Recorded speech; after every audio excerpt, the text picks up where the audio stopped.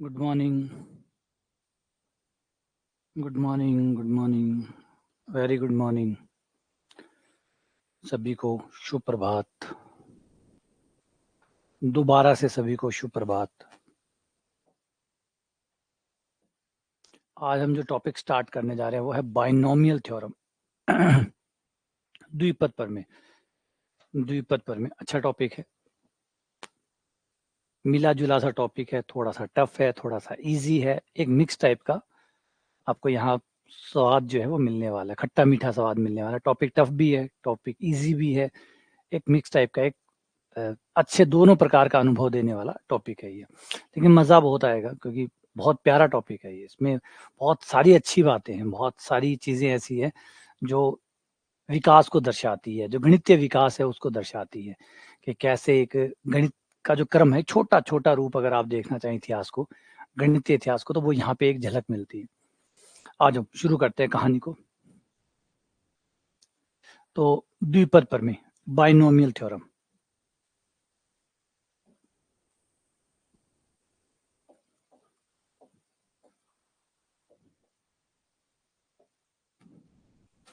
Binomial theorem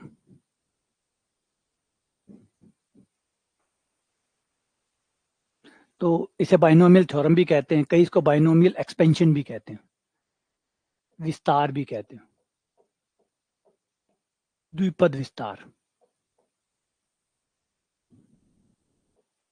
वैसे कोई फर्क नहीं होता जब आप कहते हैं प्रमेय, जब आप कहते हैं प्रमेय कहते हैं, जब आप सूत्र कहते हैं, तो ये एक ही बात होती है क्योंकि प्रमेय से ही सूत्र बनता है ना। कोई भी सूत्र आया होगा तो प्रमेय ही होगी। कोई भी सूत्र आया होगा, डायरेक्ट सूत्र आ ही नहीं सकता। हमारे गणित में ये तो हम जानते हैं कि सीधा सूत्र की कोई जगह ही नहीं होती। जब भी कोई सूत्र आता है तो वो एक प्रमेय से आता है। प्रमेय उसको प्रूफ करती है ना, उसका कथन बताती है, उसको साबित करती है वो सही है, उसके तर्क देती है, सब कुछ हुआ होगा। तो हर पर जो फॉर्मूला जिसे हम बोलते हैं वो वास्तव में एक प्रमेय है। उस प्रमेय में से आपने निकाल लिया तो वो फॉर्मूला बन गया। जैसे पाइथागोरस प्रमेय है, फिर आप उसको पाइथागोरस सूत्र कह दो, है ना। तो एक्चुअली में गणित के अंदर सूत्र तो डायरेक्ट कुछ होता ही नहीं है। हम बोलते हैं छोटा रूप बोलना हो तो सूत्र बोल देते हैं, एक्चुअल में वो एक प्रमेय है, वो जो भी है। क्योंकि ऐसे तो आप खुद जानते हैं कि गणित के अंदर कोई भी चीज सीधे तो आ ही नहीं सकती कि भैया ये सूत्र है ये ले लो। कोई भी सूत्र आया होगा तो जरूर उसको साबित किया गया होगा, उसका एक कथन रहा होगा कि ये तक कब कब सत्य है, फिर उसको प्रूफ किया गया होगा, उसको साबित किया गया होगा, उसकी व्युत्पत्ति हुई होगी, तो सब कुछ हुआ होगा। इसका मतलब वो एक प्रमेय रही होगी, उसके बाद में वो एक सूत्र बन गया होगा। आप थेल्स प्रमेय को थेल्स सूत्र बोल दो, है ना। तो हर चीज अपने आप में प्रमेय है और प्रमेय का ही एक पर्यायवाची शब्द जैसे है, ठीक है। तो अब आते हैं बाइनोमियल थ्योरम जो एक्सपेंशन है उसके बारे में बात करेंगे। बाइनोमियल एक्सपेंशन, इसको हिंदी में कहते हैं द्विपद। बाइनोमियल वर्ड है बाई फोर द्वि, यूनी फॉर वन। यूनी एक को कहते हैं, जब आप U N I uni use करते हैं तो एकल के लिए होता है। जब एकल सेट हो, यूनी एकल के लिए, जब कोई एक चीज हो उसके लिए कोई बात बोल रहे हो तो आप यूनी वर्ड यूज करते हैं, यूनी एकल। और बाई यूज करते हैं जब वो दो चीजें होती हैं।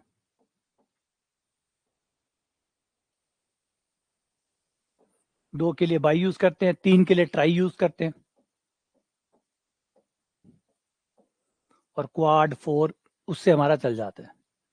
इसीलिए आप ट्राइंगल को, है ना, ट्राई एंगल, ट्राई मतलब तीन, एंगल चतुर्भुज के आते हैं तो क्वाड्रेचर, क्वाड फोर चार के लिए, तो उस हिसाब से उसका नाम चला जाता है। तो बाई वर्ड जो है वो द्वि के लिए है। इसका मतलब ये जो प्रमेय है ये दो के लिए है, दो पदों के लिए। द्वि पद यानी दो पदों के लिए ये कोई प्रमेय है। क्या प्रमेय है वो तो अभी इसके बारे में जानेंगे, समझेंगे कि दो पदों के बारे में ये प्रमेय है। दो पदों के बारे में ये प्रमेय है। क्या है दो पदों के बारे में? मान लो, जैसा कि हम जानते हैं कि किसी भी नंबर पे घात करना, किसी भी नंबर पे पूर्णांक घात करना, धनात्मक पूर्णांक घात करना का मतलब होता है उसी नंबर को उसी नंबर के साथ गुणा करना।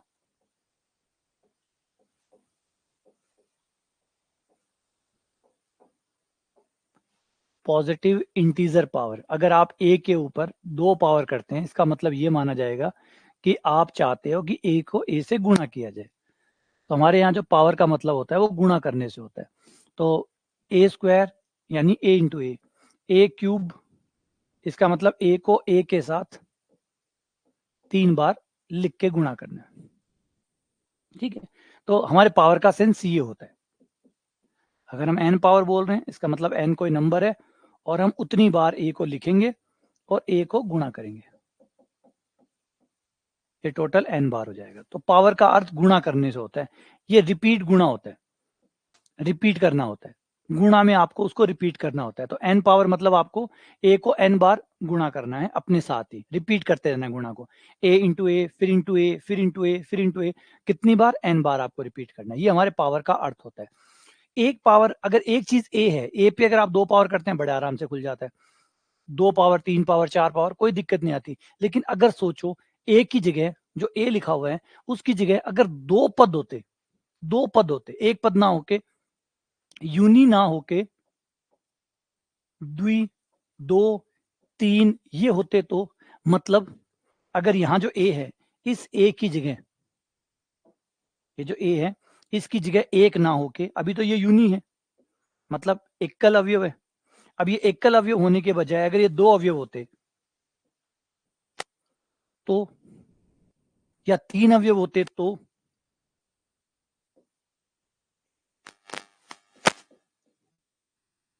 या 4 होते, या 5 होते, या 6 होते, तो क्या होता? बस ये तो क्या होता, यही हमारा बाइनोमियल थ्योरम का अध्ययन है। यही क्यों का जवाब ढूंढ रहे हैं कि भाई क्यों, अगर एक की बजाय 2 होते, 3 होते, 4 होते, तो ये मामला कहां तक जाता, ये मामला कहां तक जाता, क्या होता, क्या नहीं होता, क्या काश, है ना, क्या क्या होने वाला है, उस सब की बातें होती।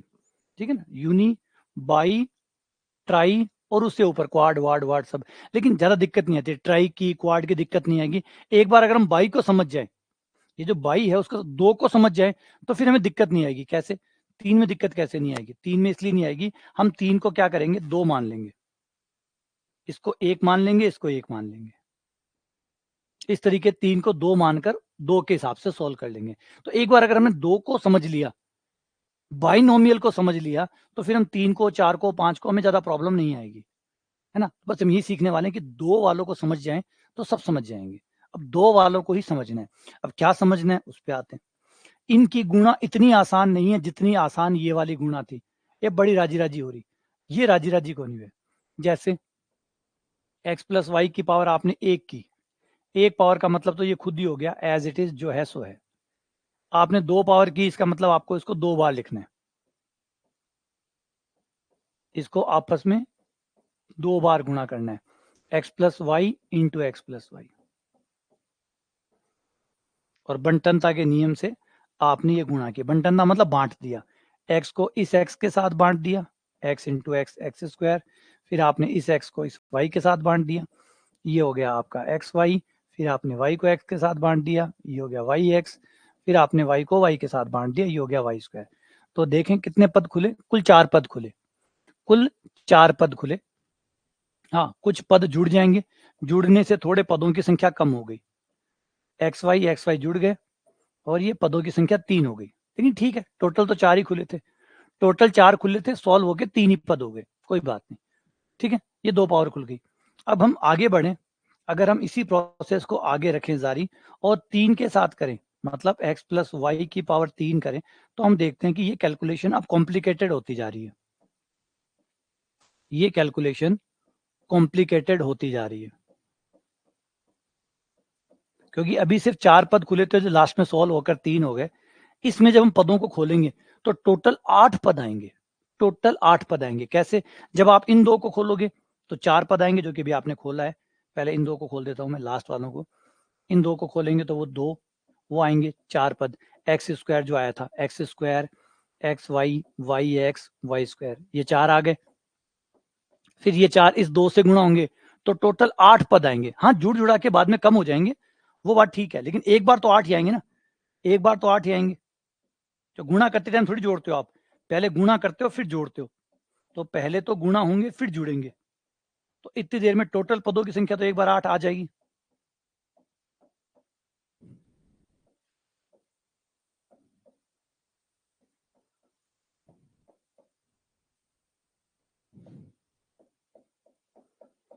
ये टोटल 8 पद आ गए। हाँ, ये बात ठीक है, जैसे मैंने बताया कि सॉल्व होके ये कम हो जाएंगे, बाद में जुड़ के कम हो जाएंगे, लेकिन कैलकुलेशन तो पहले 8 ही हुई ना।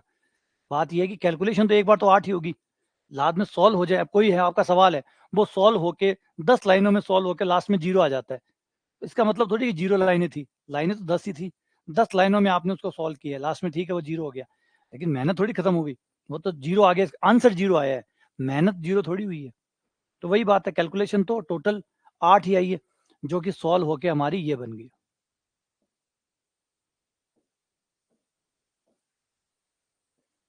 अब अगर हम इस पैटर्न को आगे दोहराते हैं तो ये पैटर्न हर बार कॉम्प्लिकेटेड होता जाएगा, ये हर पावर के साथ ये बहुत कॉम्प्लिकेटेड होता जाएगा।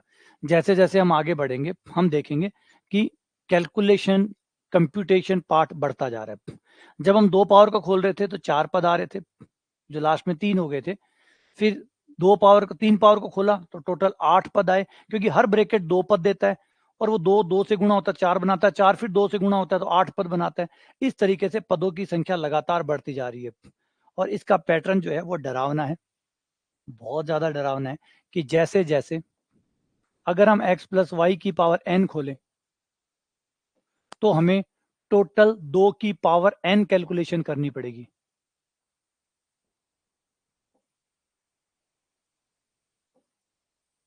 जो कि जुड़ के बाद में कम हो जाएंगे, लेकिन एक बार तो इतनी कैलकुलेशन होगी, एक बार 2 की पावर n कैलकुलेशन होंगी, क्योंकि एक ब्रैकेट मतलब 2 पद, दूसरा ब्रैकेट यानी 2 पद और, अगला ब्रैकेट यानी 2 पद और, तो हर ब्रैकेट हमें 2 पद देगा, तो टोटल 2 गुना 2 गुना 2 गुना 2 करके टोटल n पद आ जाएंगे। 2 की पावर n पद एक बार खुलेंगे, एक बार तो इतना बड़ा खुलेगा, फिर वो सब जो जुड़ने वाले हैं, जो भाई बंधु हैं, वो आपस में मिलके जुड़ जुड़ा के छोटा बना लेंगे, वो बात ठीक है। लेकिन एक बार तो जब गुणा करोगे उस समय तो सब कुछ ही बिखरेगा, फिर संभल जाएगा, वो अलग बात है। एक बार बिखरेगा, 2 की पावर n ब्रैकेट बनेंगे। तो अगर हम इसे एक एग्जाम्पल के तौर पे समझे कि अगर हम 10 पावर को खोलें इस तरीके से, तो इसका मतलब हो गया कि हमें 2 की पावर 10 बार सॉल्व करना पड़ेगा। 2 की पावर 10 पद खुलेंगे, और 2 की पावर 10 लगभग होता है 1024, यानी 1024 पद हमें मिलने वाले हैं। वो वास्तव में जुड़ जुड़ा के कम हो जाएंगे, लेकिन एक बार जब आप गुणा करोगे, चाहे पहले करो चाहे बाद में करो, टोटल एक बार तो 1024 ही खुलेंगे, एक बार तो 1024 खुलेंगे, पूरा सवाल में गिन लेना, लास्ट में वो चाहे 5 पद ही बचे चाहे 0 ही बचे, लेकिन जब बीच में सारे खुले हैं गिनोगे तो 1024 पद आपके बने होंगे। ऐसे ही पावर को बढ़ाते जाएं तो ये मामला बहुत तेजी से बढ़ता है। अगर हम 15 पावर करें तो 15 पावर का मतलब होगा 2 की पावर 15, जिसमें से 2 की पावर 10 का मतलब 1024, और 2 की पावर 5 यानी 32, तो हम यहाँ पे पहुंच जाते हैं लगभग लगभग 32,000 पे, यानी कुल मिला के 32,000 पद इस केस में आ जाएंगे। 2 की पावर 15 अगर पावर खोलनी पड़ी तो 32,000 पद आ जाएंगे, और ये बहुत तेजी से बढ़ेगा। अगर हम 20 पावर तक जाते हैं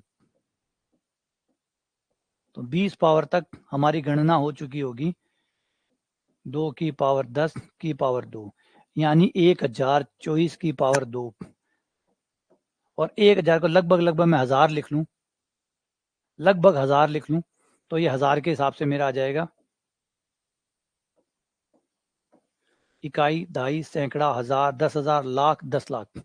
यानी अगर मैंने 20 पावर को खोला और बिना किसी फॉर्मूले से खाली गुणा करके खोला, तो मेरे पास पदों की संख्या आ जाएगी 10 लाख, 10 लाख पद। यानी अगर मैंने 2 की पावर 25 खोला, 2 की पावर 25 खोला, तो ये पदों की संख्या हो चुकी होगी 32 लाख, 32 गुणा हो चुकी होगी 32, 3 करोड़, 3 करोड़। लगभग लगभग 25 पावर खोलने पर आप 25 करोड़ गणनाएं कर चुके होंगे, 32 करोड़।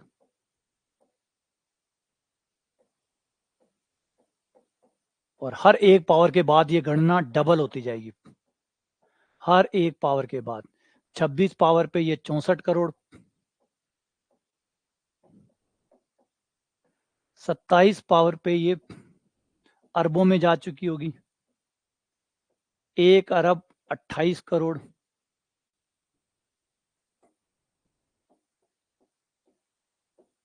ये अभी तक याद रखिए सिर्फ 27 पावर है, सिर्फ 27 पावर है, जो कि कोई बहुत बड़ी पावर नहीं है। 27 पावर कोई बहुत बड़ी पावर नहीं है, 27 ही तो है। कैलकुलेशन हो चुके हैं आपके 1 अरब 28 करोड़। अगर आप इसे खोलते हैं तो टोटल आपका 1 अरब, यानी शायद आपके सारे रजिस्टर खर्च हो जाएंगे इसको खोलने में। और ये नंबर, अगर हम इसे ये देखें कि x की पावर 27, 54 पावर खोले, थोड़े चीज पीछे आ जाते हैं, 1 अरब ही मान लेते हैं लगभग। तो अगर मैं x प्लस वाई की पावर 54 खोलूं तो ये हो जाएगा 1 अरब इंटू 1 अरब, लगभग। बाकी सबको तो मैं काट ही रहा हूँ। 1 अरब इंटू 1 अरब, और 1 अरब इंटू 1 अरब, 1 अरब कितना होगा? 10 की पावर 8, 9, 10, यानी 10 की पावर लगभग 20 या 21। 10 की पावर 20 यानी 1.00000000000। आपके खरब खरब सब खत्म हो गए। खरब के बाद में भी जो भी आता है वो भी खत्म हो गया। ये 54 पावर पे ये हालत आ जाएगी, यानी 50 पावर, 54 तो बड़ा हो गया, 50 पावर पे मुझे लगता है कि शायद हम पूरी दुनिया के लोग, सारे लोग, सब लोगों को अगर हम इसे खोलने में लगा दें तो भी हम सारे मिलके भी इसको नहीं खोल पाए। पूरी पृथ्वी के लोग भी मिल जाए, क्योंकि इतना समय नहीं है हमारे पास कि हम इसको खोल पाए। तो इसका मतलब कुछ कमी है, कुछ ऐसा है जो गड़बड़ है, कुछ ऐसा है जो मैनुअली अब नहीं हो सकता, कुछ ऐसा है जो फॉर्मूला मांग रहा है, कुछ ऐसा है जो फॉर्मूला मांग रहा है, डिमांड कर रहा है, भैया फॉर्मूला लाओ, ऐसे तो मर जाएंगे, यूं तो हम मर जाएंगे। ठीक है ना? कहानी समझ रहे हो? कहानी समझ रहे हो कि क्या कहानी है? कि यहाँ पे हम मर जाएंगे, क्योंकि अगर हम ऐसे चलते रहे, इस तरीके से हम चलते रहे, तो मतलब सब मिलके भी इसको नहीं खोल पाएंगे, और हमारी रिस्ट्रिक्शन आ जाएगी कि 10 पावर ही बहुत बड़ी है, 10 पावर पे भी हम शायद नहीं खोल पाए।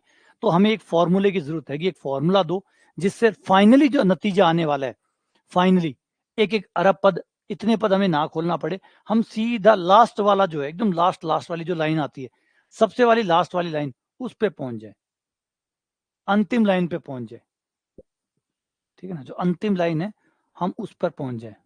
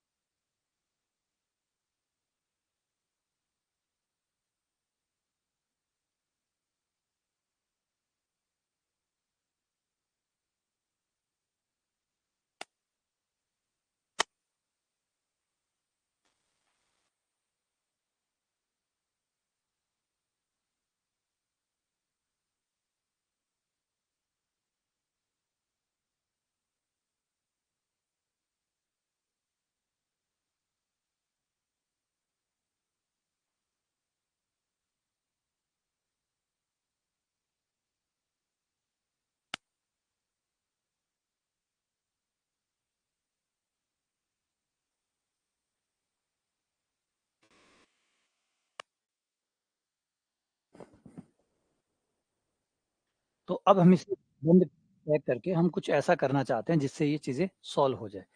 इसका प्रयास जो है काफी लोगों ने किया, उसमें से जो हमारे दर्ज है वो है पास्कल। पास्कल पास्कल का प्रयास इसमें दर्ज है।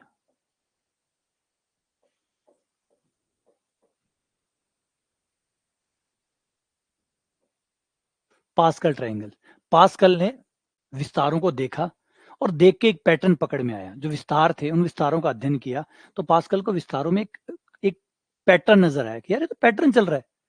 हम बिना मतलब में खोले जा रहे हैं। ये तो पैटर्न है। याद करो, जब पैटर्न होता है तो कमाल होता है।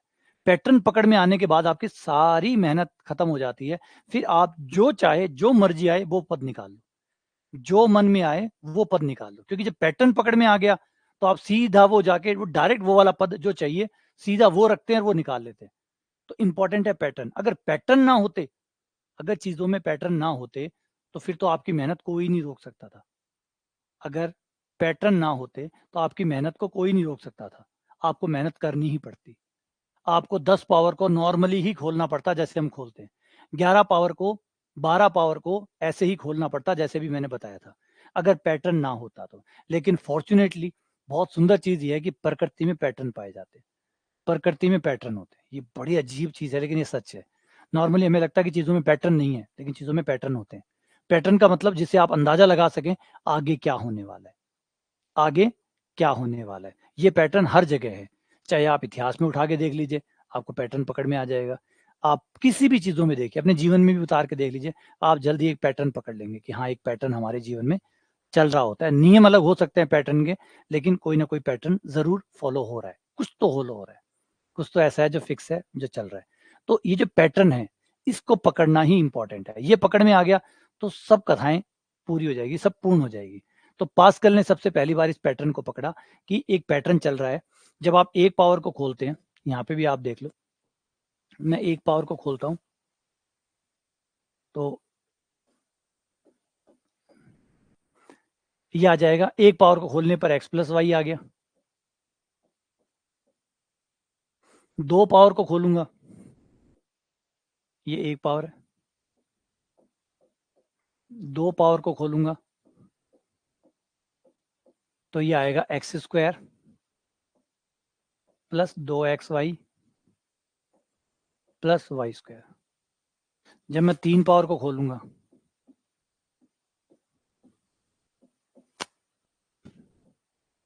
एक्स की क्यूब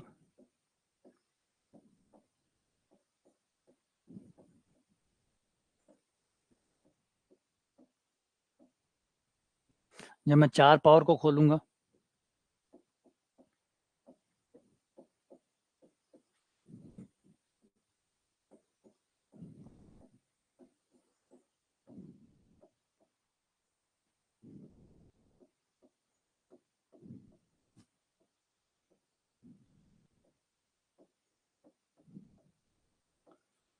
ये डैश डैश डैश। अब एक तो पैटर्न ये पकड़ो कि जब आप एक पावर खोलते हो, जब आप एक पावर खोलते हो तो हर पद पे टोटल पावर एक आती है। हर पद के ऊपर एक्स और वाई की टोटल पावर एक है।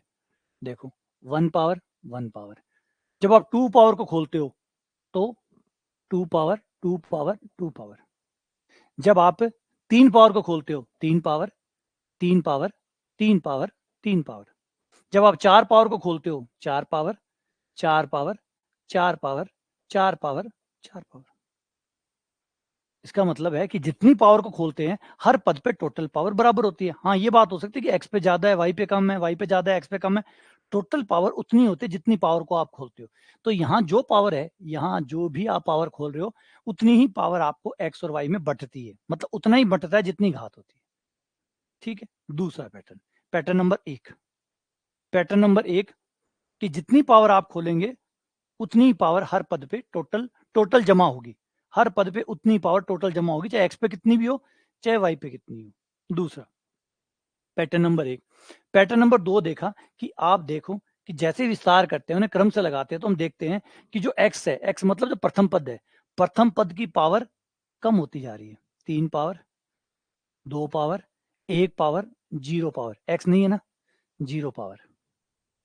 जो आपका फर्स्ट है, फर्स्ट जो आगे वाला है जो एक्स है, उस पे पावर तीन, दो, एक, जीरो। तीन से स्टार्ट क्यों हुआ? क्योंकि तीन पावर खोल रहे हैं, तीन पावर खोल रहे हैं तो तीन से स्टार्ट हुआ। चार पावर वाला चार से स्टार्ट हो रहा है। चार पावर वाला चार से स्टार्ट हो रहा है और धीरे धीरे एक एक पावर लूज करता जा रहा है, एक एक पावर खोता जा रहा है। और ये एक पावर वो जो खो रहा है, दूसरा गेन कर रहा है, दूसरा गेन कर रहा है। वाई पे कोई पावर नहीं है, एक पावर आ गई, दो पावर आ गई, तीन पावर आ गई। वाई, एक्स तो पावर छोड़े जा रहा है, वाई लिए जा रहा है। पहला पद पावर एक एक पावर छोड़ रहा है और दूसरा पद एक एक पावर लिए जा रहा है, तो एक लॉस कर रहा है, एक गेन कर रहा है। फर्स्ट एक्स जो है वो लूज कर रहा है, वाई गेन कर रहा है। एक्स एक एक पावर हर पद पर एक एक पावर छोड़ता जा रहा है, वाई हर पद पे एक एक पावर लेता जा रहा है। लास्ट में एक्स की सारी पावर ट्रांसफर हो जाएगी वाई के पास, और ये हो गया। तो दो पैटर्न, नंबर 2 आ गया। तीसरा आ गया गुणांकों में संबंध। गुणांकों में ये संबंध चल रहा है, यहां से अगर हम एक से स्टार्ट करें, यहां से अगर एक से स्टार्ट करें और इनके गुणांकों को देखें, तो ये एक, ये एक, ठीक है। ये जो आया है ये इन दोनों का जोड़ आ रहा है,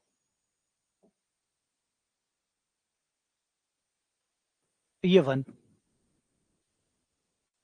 इसका गुणांक 1। बीच वाले पद दो किनारों के जोड़ से बने हुए हैं, जैसे ये एक, और किनारे में कुछ है ही नहीं, तो ये एक एक से बने हुए। ये तो सब 1 है, और बीच वाले जो जोड़ हैं वो अपने ऊपर वालों के दो दो के जोड़ से बन रहे हैं। जैसे यहां देखो, तो ये रहा एक, ये रहा 3, 1 और 3 4, 3 और 3 6, 3 और 1 4, और ये 1, ये पैटर्न। तो इसका मतलब इसमें पैटर्न चल रहा है। इस पैटर्न को, इस ट्राइंगल को बना ले। अगर हम एक्स वाई जेड को हटा दें, सीधा ट्राइंगल बनाए तो ज्यादा आसान हो जाएगा। 1 इधर तो आप 1 1 ही चलने दो, 1 किनारों पे तो 1 1 चलने दो, किनारों पे 1 1 चलने दो। हाँ, बीच वाला जब दो नंबर मिल जाए, जोड़ के लायक हो जाए, तो जोड़ देना, 1 और 1 2 हो गए। किनारों को फिर चलने दो, किनारों को फिर चलने दो, 1 1, इनको जोड़ के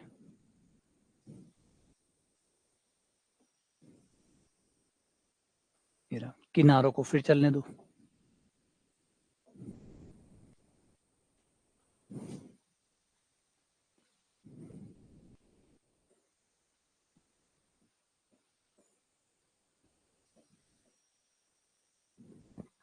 इसे पास्कल ट्री कहते हैं या ट्राइंगल कहते हैं। ये इस तरीके से लगातार चलता रहता है। लेकिन अभी भी एक दिक्कत फिर से थी, एक दिक्कत फिर से थी। दिक्कत ये थी कि भैया यहां तक तो ठीक है, लेकिन अगर हमें मान लो 20 पावर खोलनी पड़ी, 20 पावर खोलनी पड़ी, तो बोला ट्राइंगल को बना लो 20 तक, ट्राइंगल को 20 तक बना लो। बोला यार ये तो टाइम कंज्यूमिंग है, ये भी तो टाइमिंग कंज्यूमिंग है, ये भी तो समय खा रहा है। ठीक है, आप कहोगे पिछले वाले के मुकाबले बेहतर है, बिल्कुल बेहतर है, नो डाउट बेहतर है, फिलहाल चल जाएगा। लेकिन इसका और अच्छा विकल्प लाना, क्योंकि ऐसे नहीं बनेगा कि अगर 50 पावर खोलनी हो तो मैं ट्रायंगल ट्री को, इस पास्कल ट्री को 50 तक बनाऊं और फिर 50 वाले गुणांक लूं, ये थोड़ा कॉम्प्लिकेटेड हो जाएगा। तो उसको कोई और तरीका बताओ जिससे इतना लंबा खोलना ना पड़े। तो उन्होंने कहा कि आओ आपको और तरीका बता देते हैं। और तरीका ये है कि आपको कोई भी, फिर आता है द्विपद गुणांक, जिसने सारा काम एकदम चुटकियों का कर दिया। द्विपद गुणांक, भैया आए और भैया ने कमाल कर दिया।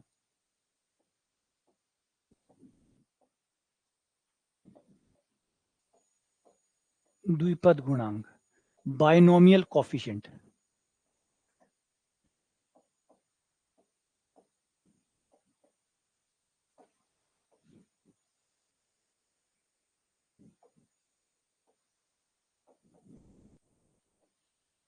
बाइनोमियल कॉफिशिएंट, ये बहुत इंटरेस्टिंग है, बहुत बहुत इंटरेस्टिंग।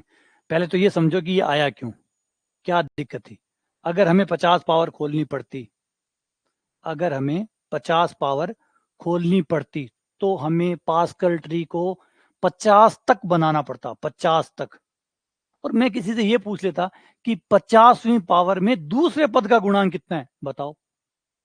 50वें पद में 50वां विस्तार x प्लस वाई की जो 50 पावर होगी, उसमें दूसरे पद का गुणांक कितना आएगा, तो मामला फंस जाता। फिर तो वो ट्री बनाओ पहले, तो फिर पूरे ट्री में जाके वो 50वीं लाइन में आओ, और 50वीं लाइन में फिर जाके देखो कि दूसरे नंबर पे कौन खड़ा है। कॉम्प्लिकेटेड हो जाता ना। अब इसको आसान कैसे करें, इसको आसान कैसे करें, तो इसको आसान करने का तरीका है कि आ जाओ करते हैं कमाल। ये है कि आपको जो पावर खोलनी हो पहले वो डिसाइड करो, पहले वो पावर डिसाइड करो जो आपको खोलनी है। आपको जो पावर खोलनी है पहले उसको डिसाइड करो। मान लो आपने डिसाइड किया कि मैं ये पावर खोल रहा हूं, ठीक है, ये n पावर आ गई, डन। अब उस पावर में बताओ कि कौन सा गुणांक चाहिए, कौन सा गुणांक चाहिए, पहले वाला, दूसरे वाला, तीसरे वाला, चौथे वाला, पांचवे वाला, छठे वाला, सातवें वाला, कौन सा गुणांक आपको चाहिए। पहले वाला कौन सा होगा, x की पावर n, पहला x की पावर n का होगा, पहला x की पावर n का होगा।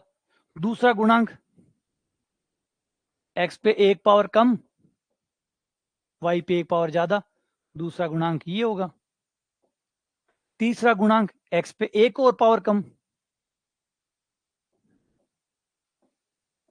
x पे एक और एक पावर कम, y पे एक पावर और बढ़ गई, ये गुणांक होगा। और डैश डैश डैश डैश चलते चलते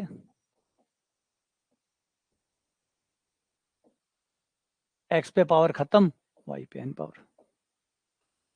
अब पहले तो आपने बताओगे पावर कि मुझे इस पावर में कौन सा, पहले वाला गुणांक चाहिए, ये फर्स्ट गुणांक, ये सेकंड गुणांक, इसे कहते हैं थर्ड गुणांक, और ये फोर्थ। एक बात बता शोगे, वो कौन सो है, इको नंबर के है, ई भैया को नंबर के है। अगर इस भैया का नंबर फर्स्ट है, इसका सेकंड है, इसका थर्ड है, उसका कौन सा है।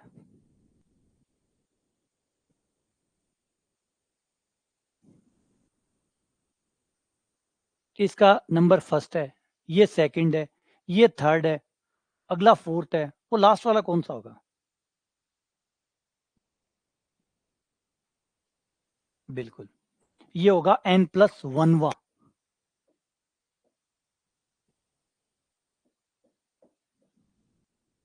n+1वां, ये n+1वां हो गया, हो गया।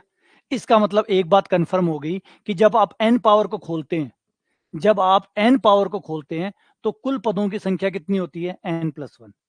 कुल पदों की संख्या n+1 होती है।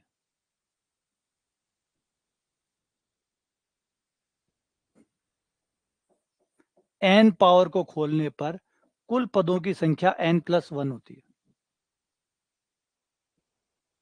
और ये यहां से शुरू हुआ कि ये थी y की पावर 0, तो यहां से 0 पावर थी, 1 पावर, 2 पावर, तो अगर यहां से भी काउंट करें, यहां से y की पावर से काउंट करें तो 1 पावर, 2 पावर, 3 पावर से n पावर, तो टोटल y की पावर के हिसाब से गिनती गिने तो n पद तो यही हो गए, फिर एक पद ये हो गया, तो टोटल कितने पद हो गए, 11। टोटल n+1 हो गए, तो y के हिसाब से n तो वही हो गए, एक और आ गया n+1। तो अब गिनती को हम भी थोड़ा सा ठीक कर लेते हैं। हम भी एक काम करते हैं, हर पद को नंबरिंग y की पावर के हिसाब से नंबरिंग देते हैं, y की पावर के हिसाब से। इसको बोलेंगे, पहले पद को बोलेंगे r बराबर 0, पहले पद का नंबर होगा r बराबर 0। दूसरे पद का नंबर होगा r बराबर 1। आप y को देख लेना, y को देख लेना, y पे जो पावर हो उसके हिसाब से हमने गिनती, क्योंकि मैं से 1 गिनूंगा, y पे 0 पावर आ रही है, तो मैं y के हिसाब से मेरी काउंटिंग को y के हिसाब से सेट कर लेता हूँ।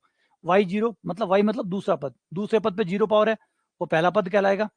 एक पावर आएगी दूसरा, दूसरा पद, लेकिन r बराबर 1, r बराबर 2, r बराबर 3, r बराबर 4 और r बराबर n। अब बोलो कौन सा गुणांक चाहिए। अब डिसाइड करो कि कौन सा गुणांक आपको चाहिए। पहले पावर बोलना होगा, फिर आपने कहा दूसरा पद चाहिए, दूसरा पद चाहिए मतलब r बराबर 1, r का मान 1 होगा। पद दूसरा होगा, गिनती में वो दूसरा है, लेकिन r का नंबर उसका 1 होगा, r बराबर 1।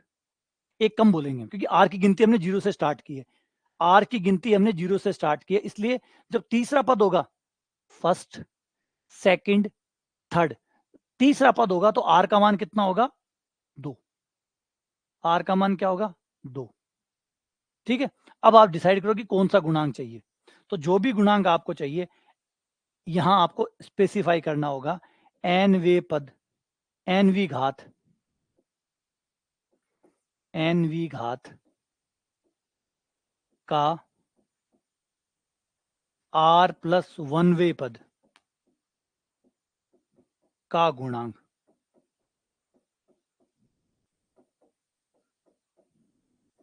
मतलब पावर तो हो गई n, पावर तो हो गई n पावर को खोलना है। उस n पावर को खोलने के बाद जो r+1वां पद आए, r+1वें पद आए, जैसे तीसरा पद, चौथा पद, पांचवा पद, जो r+1वां पद आए उस पे जाओ। उस पे जाएंगे तो r का मान हमेशा एक कम मिलेगा।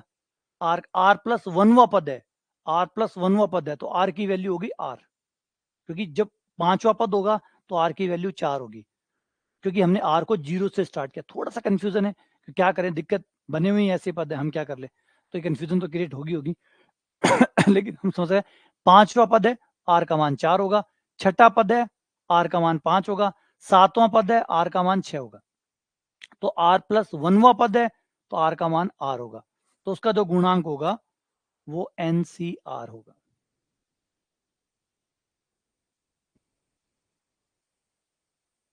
NCR होगा, और ये आपका एक व्यापक फॉर्मूला बन गया, और जो ऐसे खुलता है फैक्टोरियल n बट्टा फैक्टोरियल r फैक्टोरियल n-r। इससे आप डायरेक्ट सीधा वो गुणांक निकाल सकते हैं जो आपको चाहिए सीधा। अब आप कौन सी पावर खोलना चाहते हैं वो पावर बोलो, फिर उस पावर के अंदर कौन से पद का गुणांक चाहिए वो बोलो। n कौन है, वो पावर है जिसका विस्तार किया गया है। r कौन है, पहले आप पद बोलेंगे, पद के हिसाब से r का मान आएगा, पहले आप पद बोलेंगे। पांचवा पद तो r का मान 4, छठा पद तो r का मान 5, तो जो भी आप पद बोलेंगे r का मान 1 कम आएगा। ठीक है, जैसे आपने कहा कि x+y की पावर 10 के तीसरे पद का गुणांक,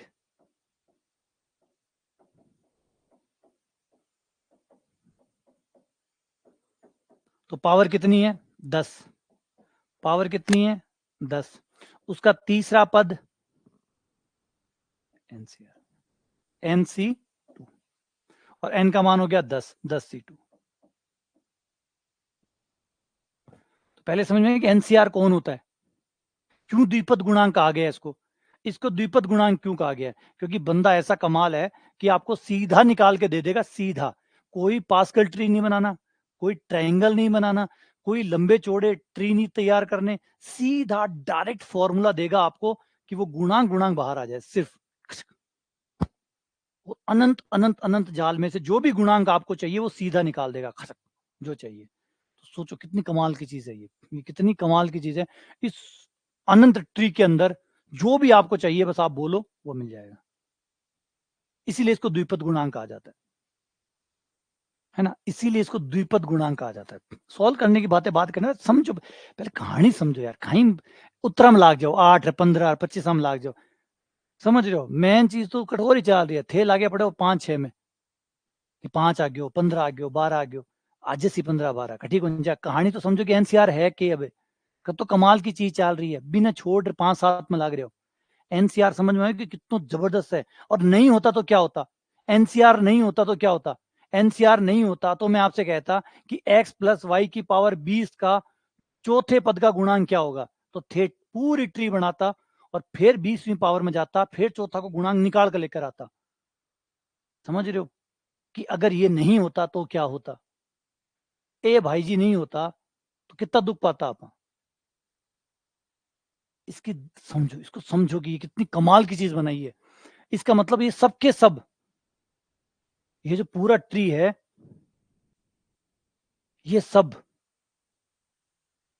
के सब आपके एनसीआर है, सब के सब एनसीआर है, अनंत तक बनाते जाओ बनाते जाओ बनाते जाओ, ये सब एनसीआर है। हर किसी का एक एन है, हर किसी का एक आर है नहीं, हर किसी का एक एन है और एक आर है। मजा आयो, सोचो, हर एक का भाई को एक एन है और एक आर है, और सबका अलग अलग है, सबका देखो है नहीं। जैसे पहली बात तो एन ही अलग है, इस लाइन का एन है 1, इस लाइन का एन 1 है, इस लाइन का एन 2 है, इस लाइन का एन 3 है नहीं। इस लाइन का एन 1 है, इस लाइन का एन 2 है, इस लाइन का एन 3 है, इस लाइन का एन 4 है, 5 6 7, फिर हो गया, फिर आर का मान, इसका आर का मान 0, इसका आर का मान 1, इसका आर का मान 0, आर का मान 1, आर का मान 2, आर का मान 0, आर का मान 1, आर का मान 2, आर का मान 3।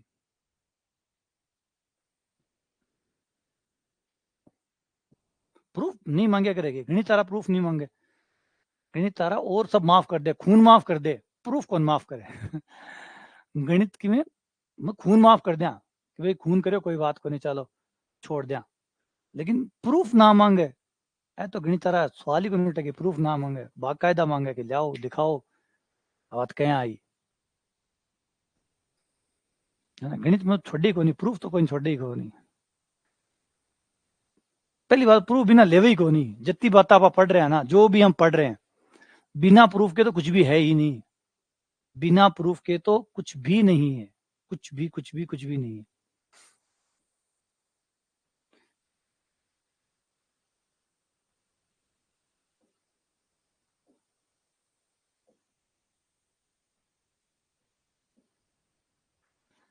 आ जाओ आगे बढ़ते हैं।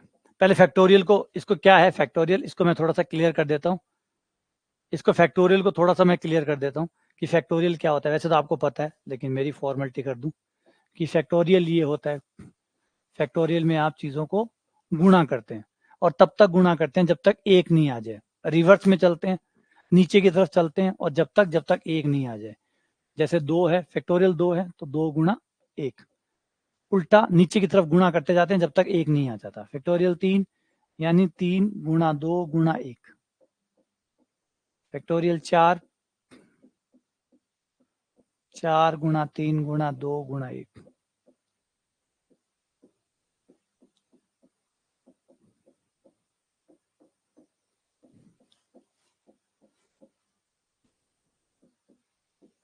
एंड डैश डैश, और ये इस तरीके से चलता रहता है, वो नीचे की तरफ चलता रहता है।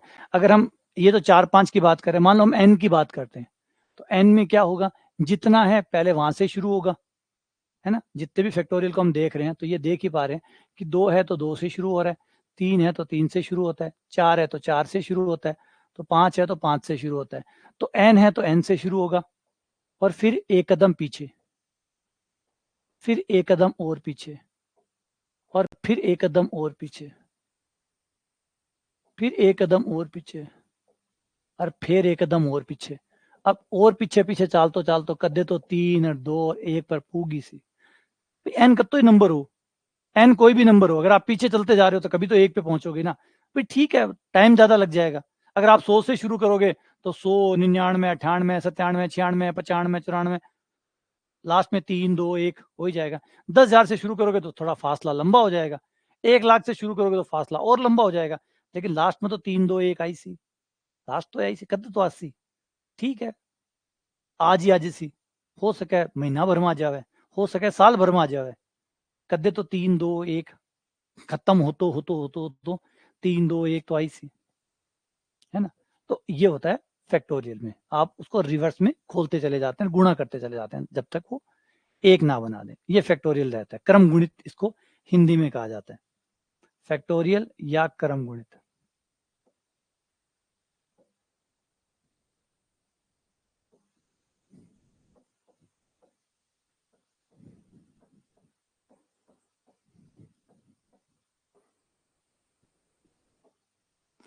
एक और मैथमेटिशियन थे जिनका नाम था पोचेमर, तो एक और मैथमेटिशियन थे जिनका नाम था पोचेमर।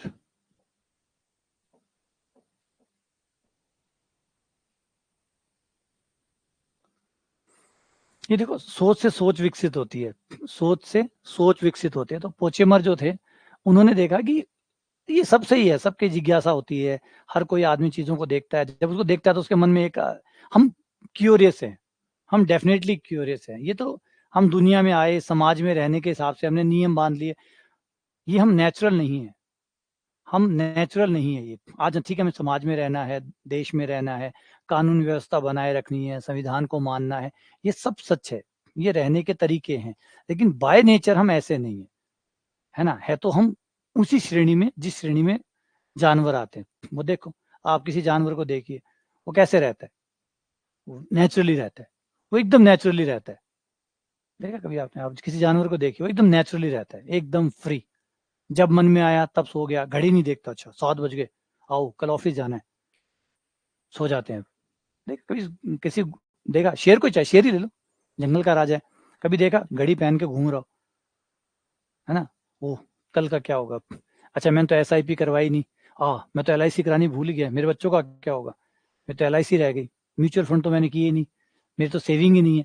कभी देखा किसी जानवर को? किसी को, चाहे कोई, चाहे बुद्धिमान हो चाहे कुछ भी हो, कोई भी ऐसा हुआ नहीं। वो नेचुरल है, वो बिल्कुल प्रैक्टिकल जो उनका होता है, जो नेचुरल है, वो उस तरीके से काम करते हैं। हम जो है इंसान, वो नेचुरल नहीं है। हम जो भी कर रहे हैं, या तो सामाजिक कारणों से कर रहे होंगे, या तो सामाजिक कारणों से कर रहे होंगे, या कानूनी कारणों से कर रहे होंगे, या व्यवस्था को बनाए रखने के लिए कर रहे होंगे, या नैतिक कारणों से कर रहे होंगे। नेचुरली नहीं कर रहे होंगे।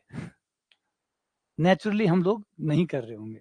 नेचुरली हम सिर्फ तभी करते होंगे जब हम अकेले होते हैं और हमें कोई देखने वाला ना हो दूर दूर तक, तब हम नेचुरली हो सकते हैं। नेचुरली सिर्फ क्योंकि अब हम इतने ज्यादा बंधे हुए हैं कि हम नेचुरली कभी नहीं रह सकते, क्योंकि कोई ना कोई हमें देख रहा है, कोई ना कोई हमें जज कर रहा है, कोई ना कोई पैमानों पे हमें नाप रहा है। इस वजह से हम प्राकृतिक रूप से नहीं रह पाते। हम सिर्फ प्राकृतिक रूप या तो बाथरूम में हो सकते हैं, क्योंकि वहां कोई नहीं देखता होगा, या फिर कहीं ऐसी जगह जहां हम बिल्कुल अकेले हों या कोई देखने वाला ना हो, तो हम प्राकृतिक रह सकते हैं। वरना तो हम हमेशा नियमों से बंधे हुए वैसे ही नजर आएंगे। तो बाय इंस्टिक्ट हमारा यही है कि हम भी क्यूरियस है। मजबूरी हो गई है कि धंधा करने के चक्कर में या नौकरी करने के चक्कर में हम इस चीज को खो गए हैं, भूल चुके हैं, लेकिन बाय नेचर हम ऐसे ही है। जब पोचेमर ने ये क्रम गुणित को देखा, तो पोचेमर का एक आइडिया आया, जो आपको भी अभी आया होगा, अभी अभी अभी एक चीज आया होगा, आप में से कई बच्चों को ऐसा आइडिया आएगा कि यार उल्टो ही क्यों खुले, मतलब 3 2 1 ये क्यों खुले, ऊपर भी तो खुल सको। आयो सी ना, आयो को नहीं ऐसा नहीं। आप में से भी कई जनों के भी दिमाग में ये आया होगा कि फिक्टोरियल 3 3 2 1 क्यों, ऊपर क्यों नहीं, 3 2 3 4 5 ऊपर क्यों नहीं गया? फिर मैं कहूंगा नहीं, फैक्टोरियल को ऐसे ही बनाया गया, तो फिर आप कैसे, एक फैक्टोरियल फिर ऐसे भी बन सकता है, ऊपर जाता हो, एक ऊपर जाने वाला फैक्टोरियल भी तो बन सकता है। आया है ये विचार, अभी आपके दिमाग में आया होगा। नेचुरल हाँ इंसान हाँ आपा ये तो सामाजिक चीजा बदल दी आपने, बाकी ए सेकंड ग्रेड रे फर्स्ट ग्रेड ए आपने खराब कर दिया। नहीं तो बाय नेचर आपा क्यूरियस हाँ, जिज्ञासु हाँ, सवाल उठाने वाले लोग हैं। हमारे दिमाग में सवाल आएंगे ही आएंगे, चाहे हम कुछ भी कर लें, मारते रहते हैं फिर पनप जावे। घणे कंट मोसा का, यहाँ सारा दिन कंट मोसा, लेकिन फिर भी निकल निकल रहा है ना। कंट घणे मोसा आपा छोटा को नहीं, यहाँ कंट मोस यहाँ मार गिरा, सवाल ने तो यहाँ मार गिरा आपा, लेकिन फिर भी मेटा पचा बारह निकल वो करे। ठीक है, तो इसका मतलब बाय नेचर हम ऐसे ही है। तो ये ऊपर भी तो खुल सकता है। तो पोचेमर ने कहा कि हाँ, एक क्रम गुणित पॉजिटिव भी हो सकता है जो कि ऊपर क्यों चलेगा, जो आगे जाके पोचेमर नोटेशन के नाम से बन गया, कि कोई चीज को ऊपर की तरफ ले जाना हो तो, जैसे 5 है, ये 5 है, फैक्टोरियल 5 तो नीचे की तरफ जाएगा। अब नीचे के जाने का काम तो हो गया, अब आता है ऊपर के जाने का काम। ऊपर के जाने के काम को भी पहले आपको डिसाइड करना पड़ेगा कितना ऊपर, क्योंकि नीचे का तो फिक्स था कि लास्ट में एक आ जाएगा, रुक जाना है, तो बताने की जरूरत नहीं है कितना चलना है। आप जहां भी हो वहां से चलो और एक पे रुक जाना। ऊपर तो पता नहीं अनंत तक जाता है, तो ऊपर आपको बताना पड़ेगा कि कहां तक जाना है, कितनी बार चलना है। तो नीचे आप एक नंबर लिख दो, जितनी बार इसको ऊपर चलना है, ऊपर इसे कितनी बार चलना है। तो 5 नीचे 3, इसे पोचेमर नोटेशन कहते हैं। इसमें क्या होता है, 5 आएगा, फिर ये एक और आगे चलेगा 6, फिर ये एक और आगे चलेगा 7, बस 3 बारी। नीचे 3 लिखा हुआ, इसका मतलब 3 बार चलेगा, 5 6 7। और ए गुरुजी अमर हो गया पोचेमर नोटेशन से। इस नोटेशन को पोचेमर नोटेशन कहते हैं। अगर आप लोगों को याद हो, कभी आपने स्पेशल फंक्शन देखी हो, पढ़ी हो, तो उसमें आप लोगों ने पोचेमर नोटेशन जरूर पढ़ा होगा, कि इस नोटेशन को पोचेमर नोटेशन कहा जाता है, जिसमें चीजों को ऊपर की ओर बढ़ते हुए क्रम में खोला जाता है। काम में तो सभी आती है, कोई चीज ऐसी है ही नहीं काम में, कोई कम काम आ जाए, ज्यादा काम आ जाए, बात अलग बात है। कोई चीज कम काम आ जाए, ज्यादा काम आ जाए, ये बात अलग है। काम की चीज नहीं होती तो कंपनियां बनाती नहीं, प्रकृति नहीं बनाती। हर चीज काम आती है तभी बनती है। जहर भी काम आवे तो ही बने। जहर भी काम आवे। सोचो, इसका मतलब दुनिया में हर चीज काम आती है। तो ये है हमारी कहानी कि ये इस नोटेशन को पोचेमर नोटेशन या पोचेमर के संकेत कहा जाता है।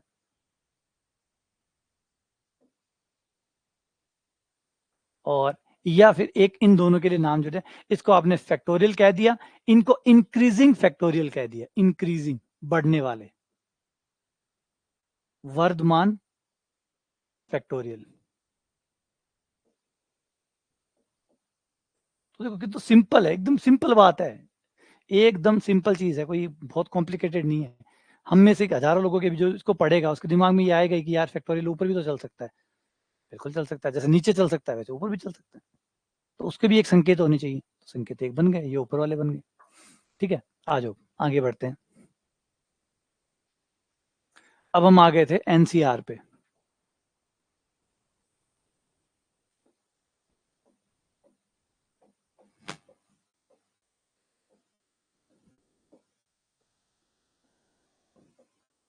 ये है एनसीआर, इससे आप जो चाहे सीधा निकाल सकते हैं। अगर आप इसकी व्युत्पत्ति चाहते हैं तो थोड़ा सा दिमाग लगाइएगा और बड़े ही आराम से आप इसकी व्युत्पत्ति कर पाएंगे। फुर्सत से समय निकालिएगा। अगर आप इसको निकालना चाहते हैं कि कितना आएगा, तो थोड़ा सा पैटर्न पकड़िए कि अगर यदि, देखो ये डेरिवेशन वाला पार्ट है, डेरिवेशन वाले पार्ट से हमें वैसे दूर रहें तो ज्यादा ठीक है, सिर्फ भावनाएं भड़काने वाली बात है। बाकी ये खाली टाइम का काम है, जब आप खाली हो तो आप ये बैठ के करें, फुर्सत में हो, जब आपके पास आज मैथ्स बहुत पढ़ लिया, चलो आज कुछ तूफानी करते हैं, जब तूफानी करने का मन में आए तो फिर ये डेरिवेशन वाला पार्ट आता है, क्योंकि ये एक रिफ्रेशिंग होता है। अब ये कैसे आया इसको प्रूव करना है, तो आप एक एक गुणांक को समझिए। जैसे ये n बराबर 3 है, ये वाली लाइन 3 है, और ये r बराबर 0 है, ये r बराबर 1 है, यानी ये आपका 3C1 हुआ। तो इसको देखिए कैसे चला, 3C1 कैसे खुल रहा है, क्या पैटर्न चल रहा है, 3C1 का क्या पैटर्न है। फिर ये 3C2, आप इसको देखिए इसका क्या पैटर्न चल रहा है। ऐसा कौन सा फॉर्मूला बन सकता है जो 3C1 पे 3 दे, 3C2 पे भी 3 दे, और 3C3 पे 1 दे। धीरे धीरे आप इन शर्तों के साथ अपने फॉर्मूले पे पहुंच जाएंगे, और जो फॉर्मूला आपको प्राप्त होगा वो ये होगा। फिर भी ना निकला तो मन बता दीजिए। ये सारे लिए हिंट है, दिमाग लगाना खातर दिमाग लगाओ, बहुत मजवासी। फैक्टोरियल n फैक्टोरियल r बटा फैक्टोरियल n माइनस r, ये एनसीआर का फॉर्मूला हो गया। ठीक है, फाइनल। इसमें कुछ खास बातें हैं, इसमें कुछ कमाल की बातें हैं। अगर r का मान 0 ले लें, r का मान 0 ले लें, और n चाहे कुछ भी रहने दे,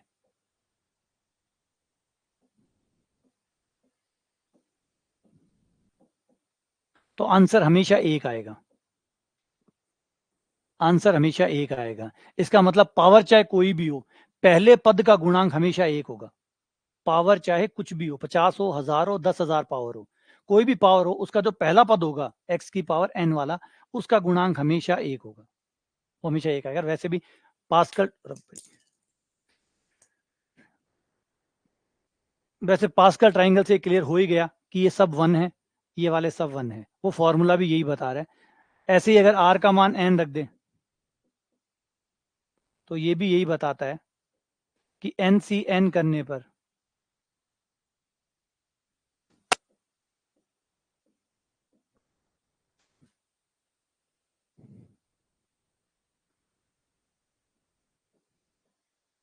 ये कट गया, ये हो गया 1। तो आपका अगर r का मान 0 है, मतलब पहले पद का गुणांक है, r 0 तो तब होता है ना पहला पद हो, तो पहले पद का गुणांक हमेशा 1 आता है, लास्टवें पद का गुणांक भी हमेशा 1 आता है। दूसरी एक कमाल की बात और, एक और चीज है जो इसमें कमाल है, कि अगर मैं n को उठाकर n की जगह n माइनस आर कर दूं, n की जगह n माइनस आर कर दूं, एक चीज और मिलेगी। आ जाओ, r की जगह जो r है उसकी जगह मैंने n माइनस आर कर दिया, तो n की जगह तो n ही आएगा, जहां r है वहां n माइनस आर आ जाएगा, r की जगह n माइनस आर रख दो, r की जगह n माइनस आर रख दो, और इसे सरल करो, n से n कट गया, r आ गया। ये तो वही आ गया जो पहले था, इसका मतलब NCN-R बराबर होता है NCR। ये क्या समझाता है? ये आपको ये समझाता है कि इसमें सिमेट्री है, इसमें समिति है। क्या समिति है? कि जो R0 है, मतलब जो पहला पद है, और nवा पद जो है, मतलब जो आपके लास्ट वाला पद है, n+1वां पद, उन दोनों के गुणांक बराबर होंगे। मतलब फर्स्ट लास्ट के गुणांक बराबर होंगे। जो फर्स्ट का गुणांक होगा वही लास्ट का गुणांक होगा, जो सेकंड का गुणांक होगा वही सेकंड लास्ट का गुणांक होगा। क्योंकि अगर यहां से देखें तो यहां से चल रहा है क्रम आगे से, ये है आगे का क्रम, ये है आगे की नंबरिंग, N-R मतलब पीछे की नंबरिंग। तो जो आगे का गुणांक है वही पीछे का गुणांक है। मतलब पहले का गुणांक, पहले पद का गुणांक और लास्टवें पद का गुणांक बराबर होगा। आगे से सेकंड का गुणांक और पीछे से सेकंड का गुणांक बराबर होगा। आगे से थर्ड का गुणांक और पीछे से थर्ड का गुणांक बराबर होगा। आगे से चौथे का गुणांक और पीछे से चौथे का गुणांक बराबर होगा। इस तरीके से सिमेट्री होगी। यानी मध्य बिंदु जो है, जो मध्य पद है, उसके दोनों तरफ गुणांकों में सिमेट्री होगी। उधर के गुणांक और इधर के गुणांक एक जैसे होंगे। पहले से लास्ट बराबर होगा, सेकंड से सेकंड लास्ट, थर्ड से थर्ड लास्ट, फोर्थ से fourth last, and so on. ये चलता जाएगा। आगे ये बात समझ, कमाल है, ये तो कमाल की चीज है यार। ये तो सिमेट्री, देखो शानदार सिमेट्री है, कितनी शानदार सिमेट्री है। यानी अगर आप कोई पावर खोलते हैं, 10 पावर खोलते हैं, तो आपको सिर्फ 5 ही गुणांक खोलने पड़ेंगे। इधर वाले 5 उधर वाले 5 के बराबर होंगे, इधर वाले 5 उधर वाले 5 के बराबर होंगे। तो यानी आपको आधे गुणांक ही खोलने पड़ेंगे, आधे गुणांक तो सेम होंगे। ठीक है।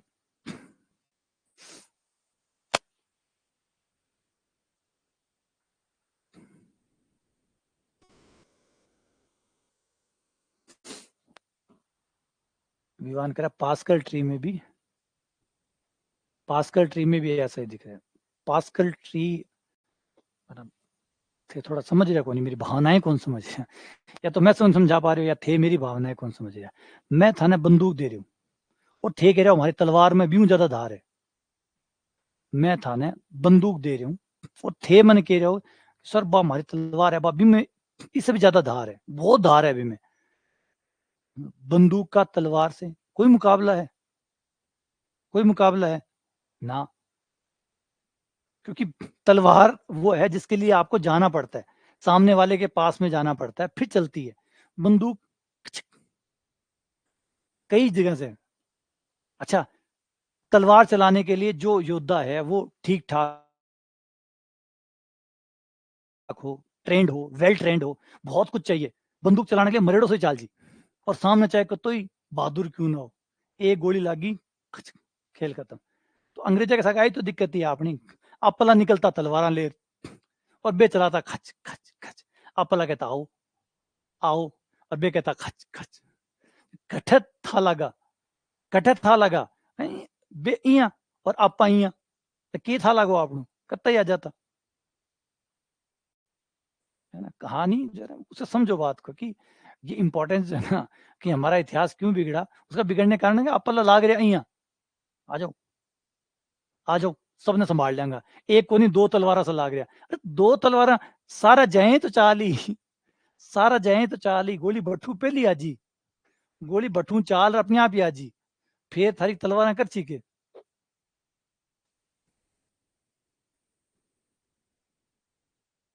बहुत इंपॉर्टेंट चीज है, ये इतिहास का एक बहुत बड़ा कारण है।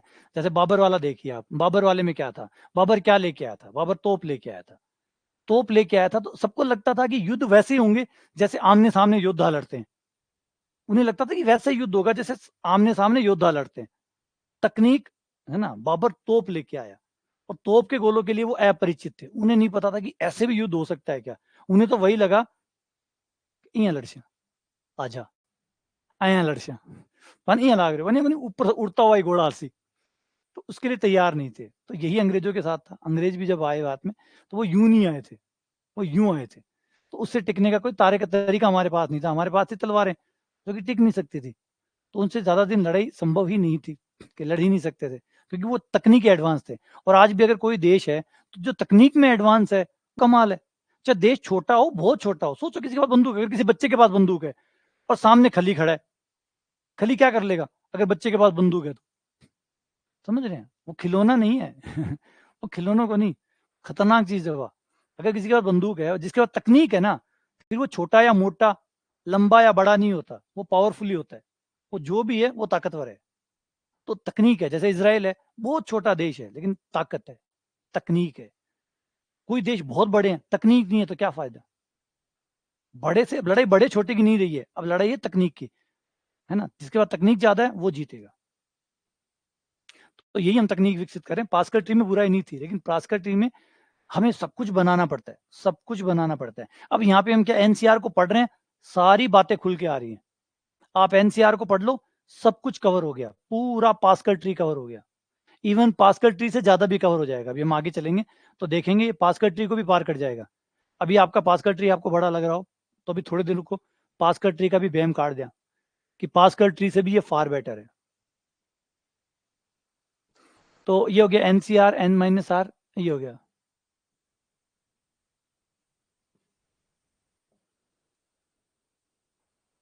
ठीक है, यहां तक हम आगे। अब आगे हमारा समय तैयार हो गया। अब करते हैं कमाल। सब कुछ तैयार है हमारे पास, पूरा विस्तार अब तैयार है। अब हमें पता चल गया है कि x प्लस वाई की पावर n को जब हम खोलेंगे, ओपन करेंगे, तो सबसे पहला पद आएगा x की पावर n आएगा। y पे कोई पावर नहीं आएगी, मतलब y पे 0 पावर आएगी। और इसका जो गुणांक होगा, ये n पावर है, पहला पद है, तो ये गुणांक होगा NC0। NC0 पहले पद का, n के विस्तार में पहले पद का गुणांक NC0। फिर प्लस अगला पद, x पे एक पावर कम, y पे एक पावर ज्यादा। y को एक पावर मिल गई, x पे से एक कम हो गई, और गुणांक आ गया NC1। फिर NC2, x पे एक पावर कम होती गई, y पे पावर बढ़ती चली गई। Finally done and last.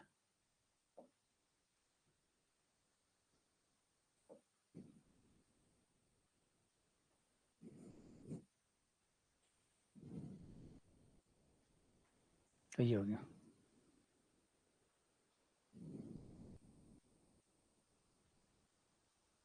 अब देखो कितना सुंदर फॉर्मूला, सब पैकम पैक कर दिया, सब पैक कर दिया। और इतने तरीके से पैक कर दिया कि कोई भी पद आप चाहो बीच में से निकाल सकते हो, बीच में से कोई विस्तार करने की जरूरत नहीं है। हर पद को अब आप निकाल सकते हैं, जिस पद को भी आप चाहें। मुझे 50वीं पावर का 5वां पद चाहिए, तो सीधा 5वां पद आ जाएगा, बिना पावर को खोले, बिना खोले। देखो आ जाओ, वो भी करते हैं। सीधा पद, ये आपका पहला पद है, पहला पद। T1 मतलब पहला पद, T2 मतलब आपका दूसरा पद, T3 तीसरा पद, T4, T5, और ये आ जाएगा Tn+1।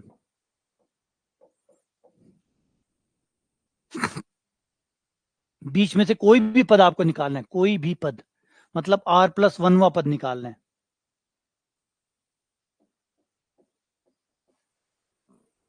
R+1वां पद निकालना है आपको।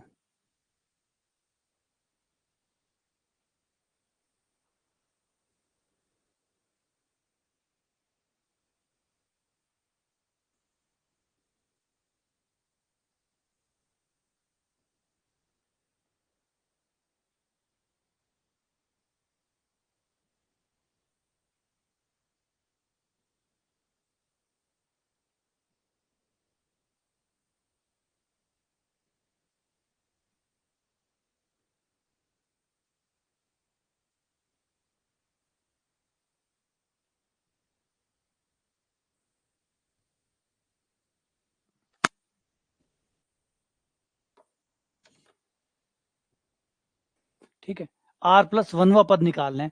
तो देखो, जब आप जो भी पद निकालते हैं, जो भी पद निकालते हैं, R का मान हमेशा एक कम आता है। पहले पद में यहाँ 0 आ रहा है, दूसरे पद में यहाँ 1 आ रहा है, तीसरे पद में यहाँ 2 आ रहा है, तो जो भी आप पद निकालेंगे आपको एक कम मिलेगा, आर का मान हमेशा एक कम मिलेगा, यानी वो होगा एनसीआर। एनसीआर देख लो, T2 में NC1 आता है, T3 में NC2 आता है, T4 में NC3 आएगा, तो एक कम चल रहा है ना। x पे कितनी पावर आ रही है वो भी देखो, तीसरे पद में x पर n-2 पावर आ रही है, और दूसरे पद में n-1 पावर आ रही है, दूसरे पद में एक कम, तीसरे पद में n-2, तो r+1वें पद में n-r, और y पे उतनी पावर है, ये देखो दूसरे पद में एक पावर, तो r+1वें पावर में r पावर। ये आपका व्यापक पद का फॉर्मूला बन गया। अब सीधा ये लगाकर आप कोई भी पद बीच में से निकाल सकते हैं, कोई भी पद। तो थोड़ा सा दिक्कत पता है क्या दिक्कत है, थोड़ा आर की नंबरिंग, आप हल्का फुल्का कंफ्यूजन आपको आर की नंबरिंग में होगा, क्योंकि पद का जो भी नंबर है आर का नंबर एक कम चल रहा है, दिक्कत आ खड़ी कर रही है उसे, इस तरह R-1 बम थोड़ी सी कंफ्यूजन हो रही है उसी। लेकिन दिक्कत क्या है, जो भी पद है आर का मान एक कम है, जैसे ये पहला पद है इसका आर का मान 0 है, ये दूसरा पद है इसका आर का मान 1 है, ये तीसरा पद है इसके लिए आर का मान 2 है, ये n+1वां पद है इसके लिए आर का मान n है।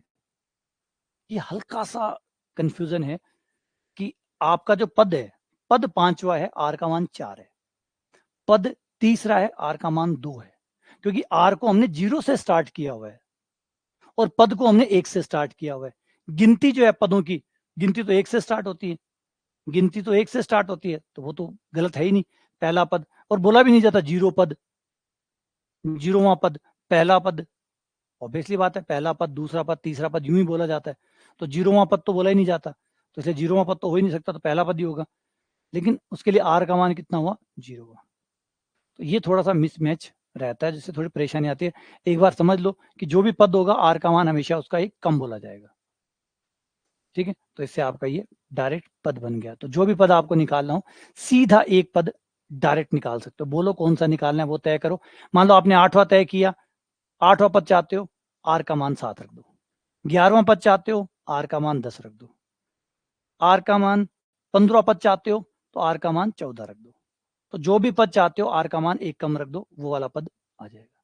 तो इस तरीके से व्यापक पद आप कोई भी निकाल सकते हो सीधा। तो ये देखा कि क्या ही कमाल हो गया, कितना ही शानदार कमाल हो गया। अब चलते हैं आगे कहानी में, आगे ट्विस्ट लाते हैं। आगे ट्विस्ट ये था कि यहाँ पे भी मामला नहीं रुका और मामला इससे भी आगे गया। आगे ये हुआ कि भाई n जो है वो धनात्मक पूर्णांक है।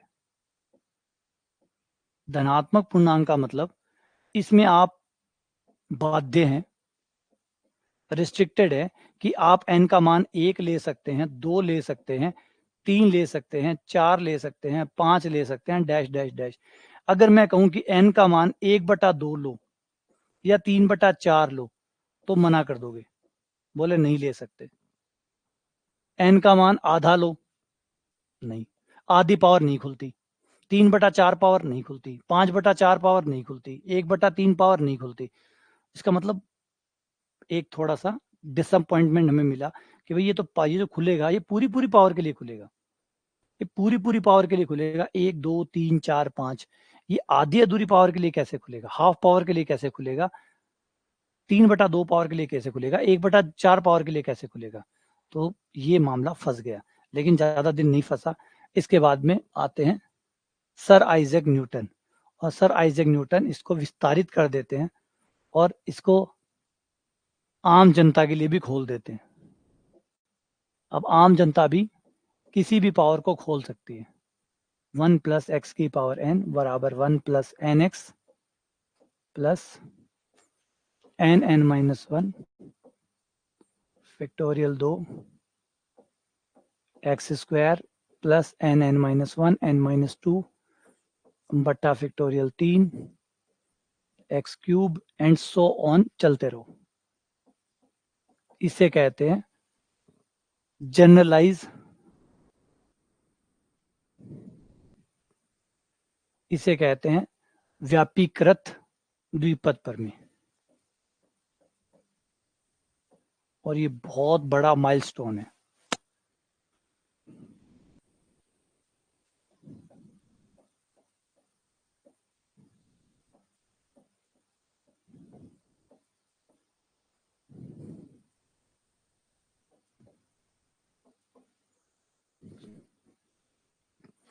व्यापीकृत द्विपद प्रमेय बाय सर आइजैक न्यूटन।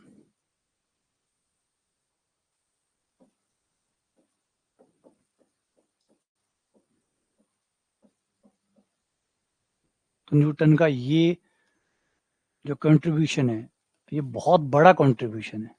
आप इसका मायने नहीं समझ पा रहे होंगे कि ये कितना कमाल है।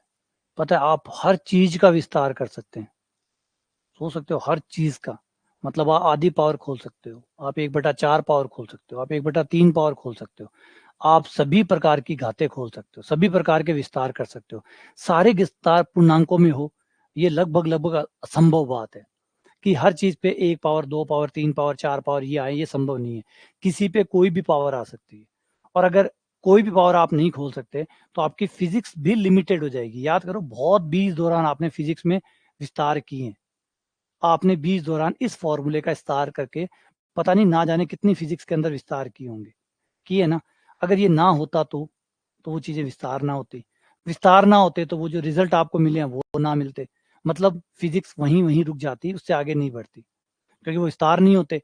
विस्तार नहीं होते तो वो रिजल्ट नहीं आते, वो रिजल्ट नहीं आते तो फिर वो चीजें आगे नहीं बढ़ती। तो वो वहीं पे थम जाता कि अगर ये नहीं आते तो न्यूटन के ग्रेविटी, बहुत सारे काम ऐसे हैं जो न्यूटन को बहुत स्पेशल बनाते हैं, बहुत अलग बनाते हैं, जिसमें से एक ये भी है।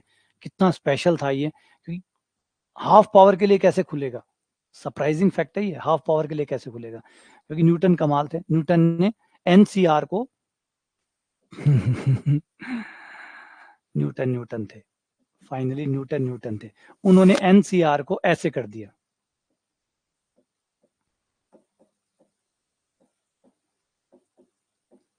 फैक्टोरियल से बाहर निकाल दिया और बोला कोई फैक्टोरियल फैक्टोरियल नहीं, नो मोर फैक्टोरियल।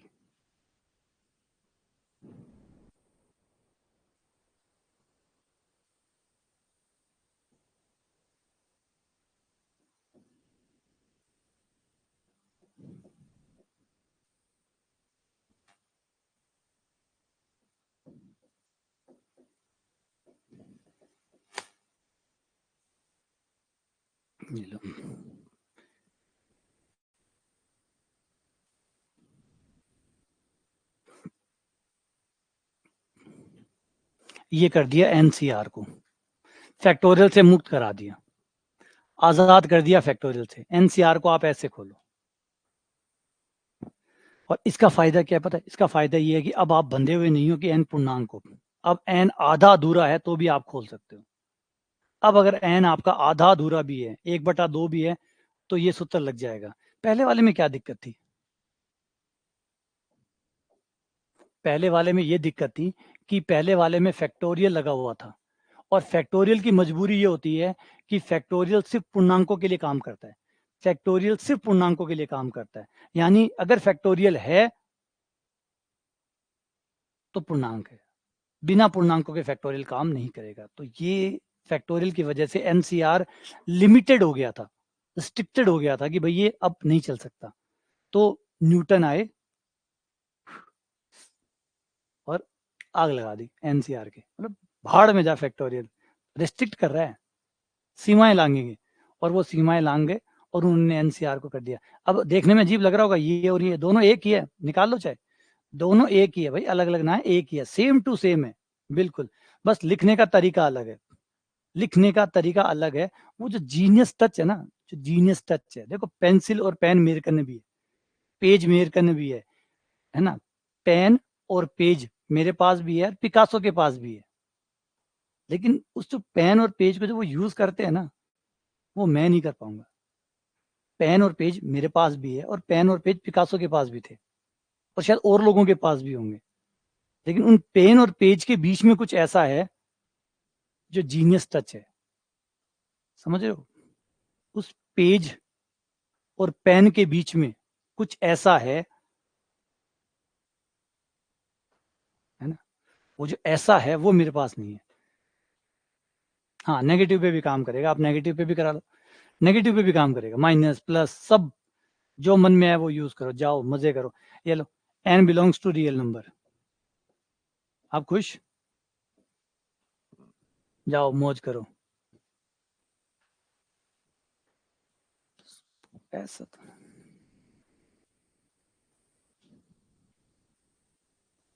ना, इसमें एक स्टोरी आती है छोटी सी कि एक बार पिकासो जो है वो किसी कैफे में बैठे थे। पिकासो जो थे वो किसी कैफे में बैठे थे, तो कैफे में बैठे थे तो जब वो कॉफी पी रहे थे तो एक लेडी उनके पास आती है और लेडी उनको आके कहती है कि क्या आप, वो वहां बैठती है और जो कागज होता है, एक छोटा सा टुकड़ा होता है कागज का, नैपकिन वैपकिन टाइप का, वो उठाती है और वो पिकासो से कहती है कि क्या आप मेरी फोटो बना सकते हैं। तो पिकासो ने कहा कि श्योर, मैं बना सकता हूँ। तो पिकासो ने वो नैपकिन लिया और उस नैपकिन के ऊपर अपनी पेंसिल से उस लेडी का चित्र बना दिया, चित्र बना दिया, वो लेडी को देने लगे। तो देने लगे तो इतने में लेडी, पता नहीं कहाँ से ये आया ये, तो लेडी ने ये कह दिया कि इसके कितने प्राइस हुए। तो लेडी ने कह दिया इसके कितने प्राइस हुए, तो पिकासो ने कहा कि 40 लाख रुपए। उस समय शायद उसका जो भी रेट रहा होगा, जो बोला होगा, वो एक लमसम यही एक आइडिया कि उन्होंने कहा 40 लाख रुपए। 40 लाख रुपए, बोले हाँ। बोले इन नैपकिन है, बोले बिल्कुल ये नैपकिन है, ये पेंसिल है, लेकिन ये जो नैपकिन और पेंसिल के बीच का जो अनुभव है ना, वो सिर्फ मेरे पास है, और वो मैंने सदियों में कमाया है, वो मैंने सदियों में कमाया है। कागज और पेंसिल के बीच में जो है ना, वो मैंने सदियों में कमाया है। ये कोई रात ऐसे नहीं है। जैसे एक कागज और पेंसिल या पेन आपके घर में भी होता है, जब आप बीमार पड़ते हो तो दवाइयां खुद क्यों नहीं लिख लेते, दवाइयां आप खुद क्यों नहीं लिख लेते। जब घर में आप बीमार पड़ते हैं, आपके घर में कोई बीमार पड़ता है, कागज आपके घर में है, पेन भी होंगे, दवाइयां लिख लिया करो। क्यों डॉक्टर के पास जाते हो, क्यों 200 रुपये फीस दे के आते हो, उनके घर जाते हो, उनसे एक कागज पे 2-4 लाइनें लिखवाने के पैसे क्यों दे रहे हो। घर बैठ के वो 2 लिखेगा, आप 4 लिख लो, 5 लिख लो, ज्यादा लिख सकते हो ना, तो फिर क्यों लिखवाने जाते हो। वो कुछ ऐसा है, कुछ ऐसा है उस कागज और पेन के बीच में जो आप नहीं लिख सकते। वो अनुभव से आया है, प्रैक्टिस से आया है, ट्रेनिंग से आया है, डेडिकेशन से आया है, हार्ड वर्क से आया है। वो नहीं है आपके पास, आपके पास पेन है, पेज है, वो नहीं है जो बीच में होता है ना।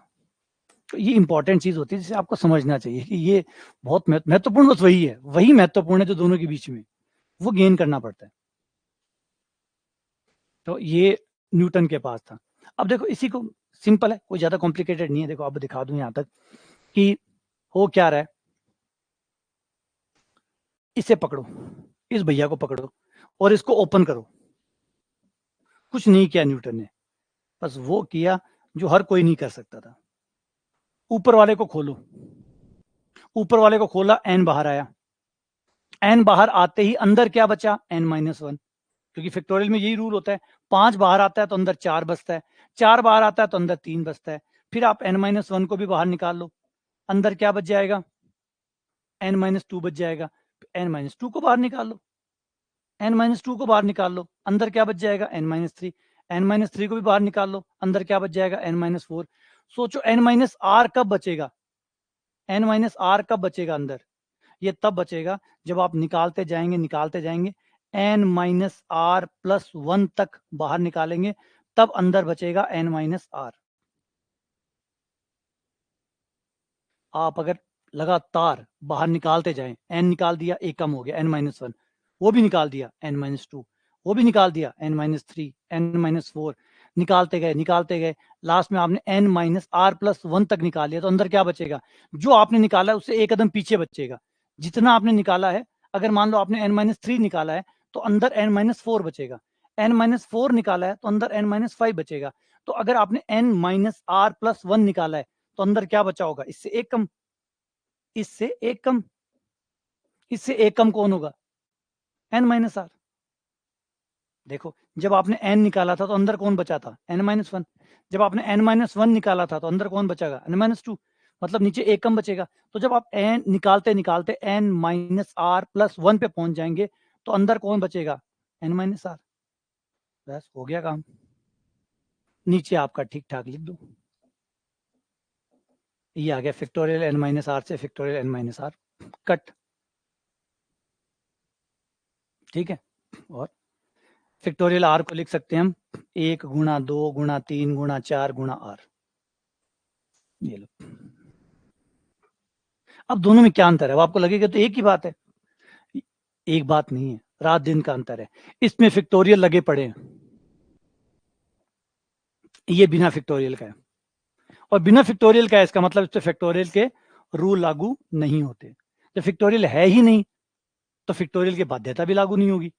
जब फैक्टोरियल है ही नहीं तो फैक्टोरियल की बाध्यता भी लागू नहीं होगी। फैक्टोरियल होता तो फैक्टोरियल की बाध्यता लागू होती। फैक्टोरियल ही नहीं है तो बाध्यता कैसे? अगर मैं अमेरिकन नहीं हूं तो मेरे पे अमेरिका के नियम क्यों लगेंगे? अमेरिकन होता तो अमेरिका के नियम लगते ना। अमेरिकन ही नहीं हूं, आज अमेरिका चाहे कोई भी नियम बनाए, मुझे क्या फर्क पड़ेगा? फैक्टोरियल बचा ही नहीं तो फैक्टोरियल इसमें बाध्यता कैसे लाएगा? और नहीं लाएगा तो ये आजाद है, आज से ये मुक्त है, करो मौज। समझ आ रहा है?